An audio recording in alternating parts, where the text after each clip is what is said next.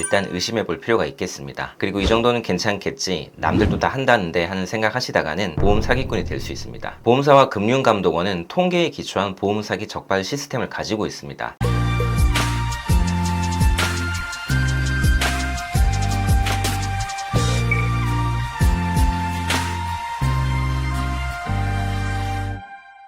안녕하세요, 변집사입니다. 요즘 도수치료나 무좀치료를 가장한 미용 레이저 치료와 관련된 보험 사기 사건이 계속해서 보도되고 있습니다. 실손의료비 보험금이 지급되지 않는 미용 치료를 받으면서 보험금을 받을 수 있는 도수치료나 무좀치료를 받는다고 거짓말을 하는 것이죠. 병원에 가셨을 때 불필요한 시술을 제한한다면 일단 의심해 볼 필요가 있겠습니다. 그리고 이 정도는 괜찮겠지, 남들도 다 한다는데 하는 생각 하시다가는 보험 사기꾼이 될 수 있습니다. 보험사와 금융감독원은 통계에 기초한 보험 사기 적발 시스템을 가지고 있습니다. 특정 병원에서 갑자기 보험금 청구가 늘어나게 되면 보험 사기 징후를 캐치하고 조사를 하게 되는 것이죠. 시간이 문제일 뿐 거의 적발된다고 보시면 됩니다. 병원 관계자분들도 이 점을 꼭 알고 계셔야 합니다. 이렇게 실제로 보험금을 받을 수 없는 치료를 받으면서 겉으로는 보험금 지급 대상이 되는 치료로 가장한 경우는 당연히 처벌을 받아야겠죠. 하지만 이런 가장 치료가 아니라 입원 치료를 오래 받았다고 해서 보험 사기로 조사를 받는 경우도 있습니다. 주로 입원 일당과 관련해서 문제가 많이 생기는데요. 입원 일당은 입원을 하면 보험금을 지급하는 담보입니다.